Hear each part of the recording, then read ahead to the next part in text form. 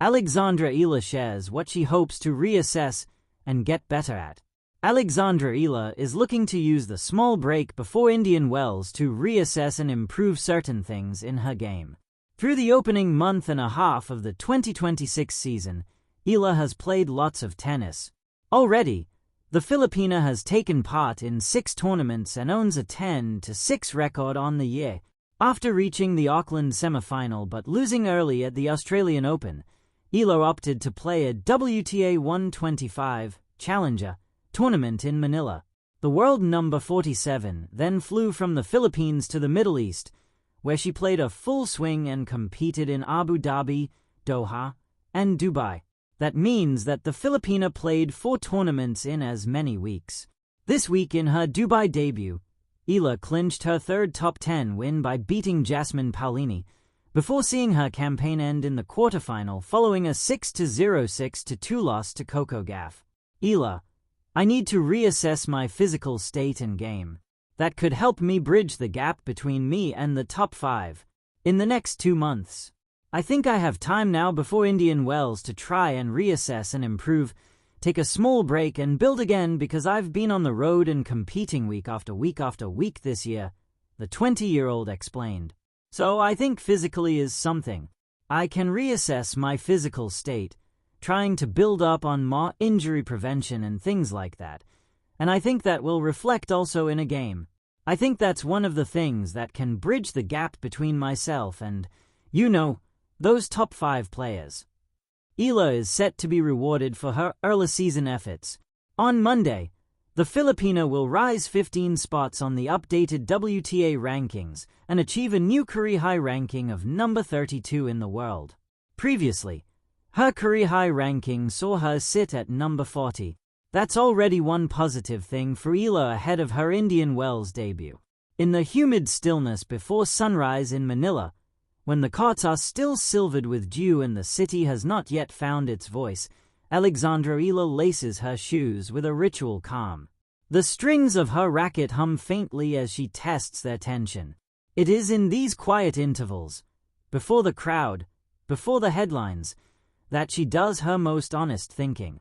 People often ask her what she wants next. Another title, a higher ranking, a bigger stage. But if you listen closely, what she hopes to reassess and get better at has less to do with trophies and more to do with the invisible architecture of a champion's life. She wants to reassess how she measures progress. For years, progress was simple and numerical. Rankings rose or fell. Tournaments were won or lost.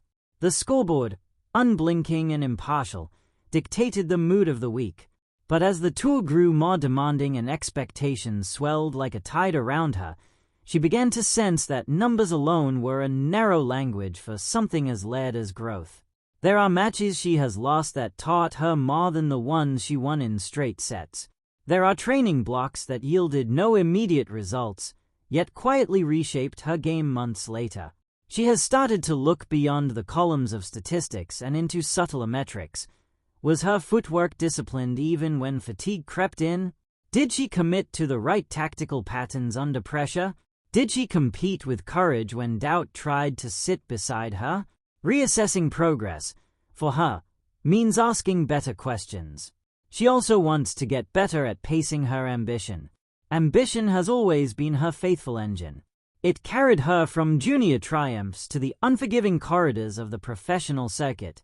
It urged her to hit one more backhand, to stay for one more drill, to believe that a player from a tennis-nurturing archipelago could carve a space among the sport's elite.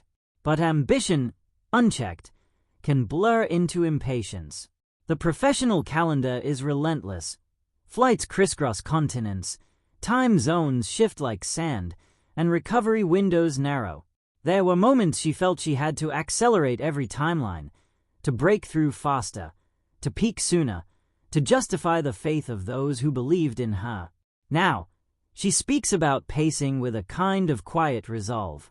Great careers, she understands, are marathons disguised as sprints.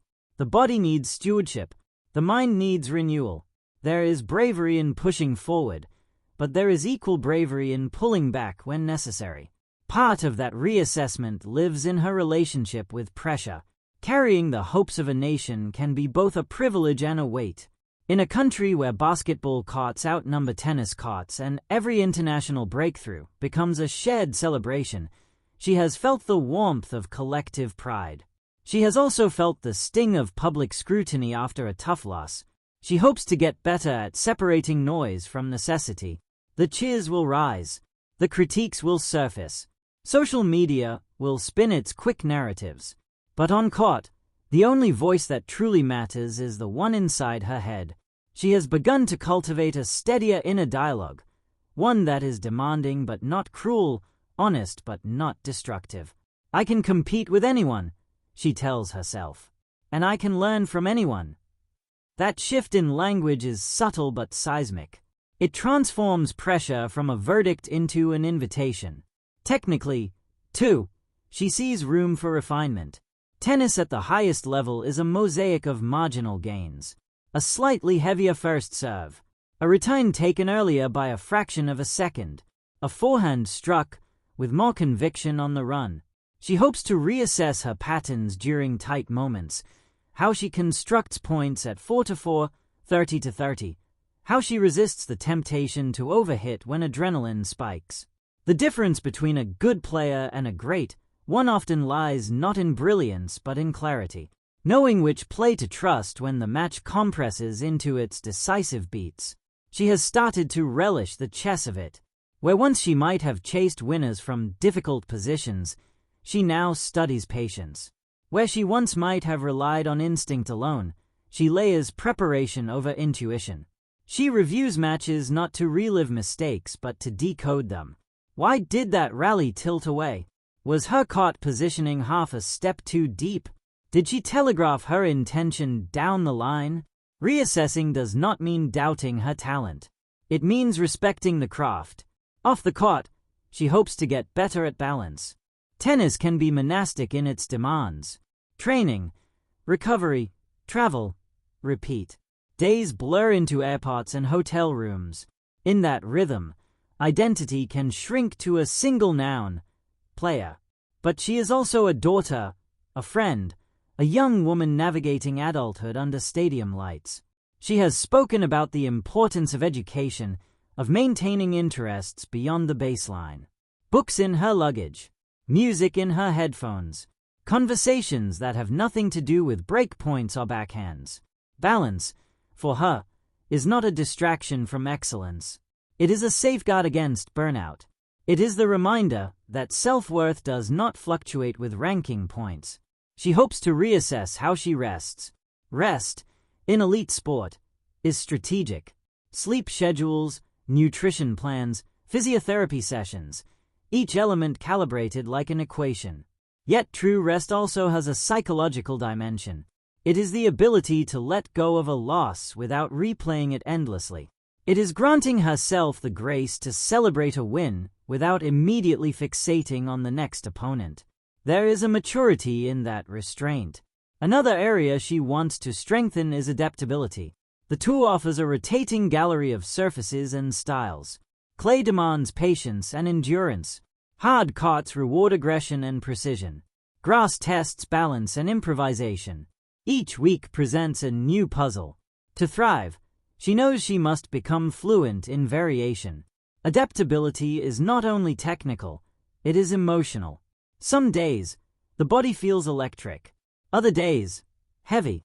Some venues energize, others intimidate. She hopes to get better at meeting each circumstance without resistance, to accept what the day gives and shape it into opportunity. In quiet moments, she reflects on legacy, not in grand, distant terms, but in immediate impact. What does it mean to be a pathbreaker? To show young athletes back home that their dreams are not geographically confined? She understands that every match she plays extends beyond the white lines. Yet she is learning that inspiration does not require perfection. It requires authenticity, competing fiercely, losing graciously, continuing regardless. Reassessing, then, becomes a continuous practice.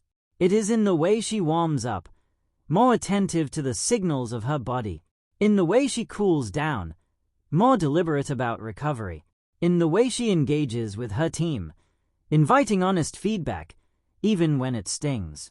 Growth, she has realized, is rarely dramatic. It accumulates in increments. A steadier second serve under pressure, a calmer reaction to a controversial call, a wiser decision to skip a tournament for long-term health, a kinder internal voice after a 3-set battle. Each adjustment is small. Together, they redraw the trajectory of a career. There is a photograph of her as a child, racket nearly taller than she is, eyes bright with uncomplicated joy. When she thinks about reassessing, she sometimes returns to that image, not to retreat into nostalgia, but to reconnect with the essence of why she began. Joy. It is easy, in the machinery of professional sport, to let joy be overshadowed by obligation. She hopes to get better at protecting it, to remember that beneath the rankings and expectations, there is still a girl who loves the clean sound of a well-struck ball. In many ways, that may be the most important reassessment of all, because talent can open doors, discipline can sustain performance, strategy can win matches, but joy, uncomplicated and resilient, can carry a career through its inevitable valleys. As the sun rises higher over Manila and the courts fill with the echo of rallies, she steps into another practice session. There will be drills that expose weaknesses. There will be repetitions that refine strengths. There will be days of triumph and days of recalibration. She does not frame these as contradictions. They are chapters in the same story. A young athlete choosing to evolve deliberately rather than drift. Choosing to question rather than assume. Choosing to grow not only outward, in rankings and reputation, but inward, in resilience and wisdom. When asked what she hopes to reassess and get better at, the simplest answer might be this: everything that turns potential into